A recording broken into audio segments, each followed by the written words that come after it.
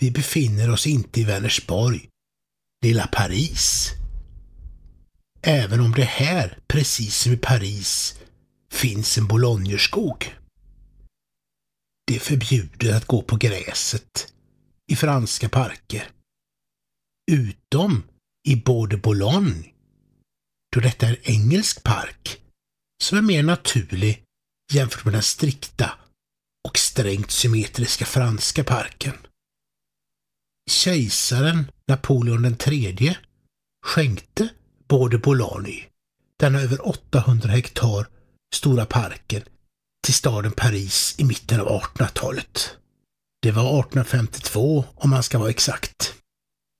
Sveriges bägge boulognerskogar, Gävle och Skövde, har dock inga kopplingar till våra kungar med en trea, Johan den tredje och Gustav den tredje.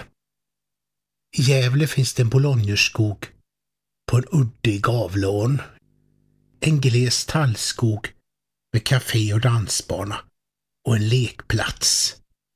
Men parkens gräns mot stadsträdgården är en aning diffus. Boulognerskogen skapades här 1865, drygt 10 år efter att parken i Paris, som den är döpt efter, kom till.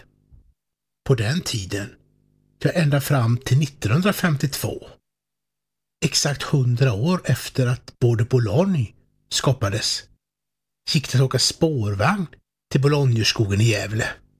Avstigningen här var vid ändstationen Stadsträdgården. Tänk vilket liv det var här på 1800-talet. Med som mest 5 kaféer, krocket, musik, cykling och annan idrott. På Östermalm finns det också en boulognerskog. Ja, inte Östermalm i Stockholm, utan Östermalm i Skövde. Det var en fårhage här en gång i tiden. Prästens fårhage hette den då. Men år 1875 blev den stadspark, nästan 25 år efter att Bois de Boulogne i Paris hade kommit till. Jag undrar hur gamla dessa tallar är. Tallar kan ju bli hundratals år. Stod tallarna här redan under tiden då Skövde vattenkuranstalts aktiebolag höll till här. Vattenkuranstalten, den fanns här mellan 1870 och 1903. Det fanns flera vattenkällor här då och även flera musikpaviljonger. Brunn skulle ju drickas till passande musik. Och det fanns flera byggnader här också, bland annat Societetshuset och badhuset. De 2 sistnämnda byggnaderna revs dock redan 1904, då vattenkuranstalten hade lagt ner och då järnvägens lastkaj byggdes ut och behövde området där byggnaderna då stod. Idag finns det bara en musikpaviljong här och den enda bevarade byggnaden från vattenkuranstaltstiden är den gamla serveringspaviljongen, Schweizeriet från 1882, som idag är kårhus för studentkåren vid högskolan i Skövde. Denna överbyggnad av en vattenkälla kallas för Lejonbrunnen. Det är dock ingen farlig brunn med någon folktros brunnskubbe och inte heller någon brunn som den bibliske Josef är nedkastad i av sina bröder. Och inte heller någon lejongrop som den bibliske Daniel är nedkastad i. Lejonbrunnen här är av kalksten och ursprungligen hade den en stor pinjekotte på toppen här.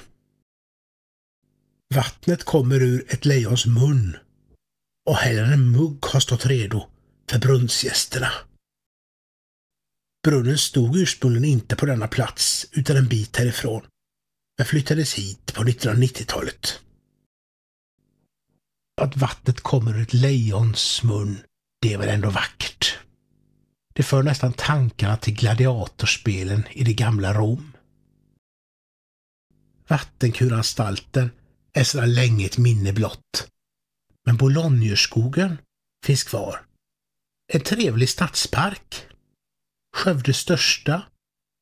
Och här finns det bokskog och tallskog och mycket vatten.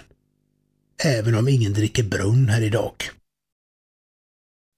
Friskvård och hälsa höll dock parken till. Först genom brunnsdrickningen och sedan med Skövdes gamla sjukhus som 1973 ersattes av KSS. Och det gamla sjukhuset här i parken blev istället äldreboende.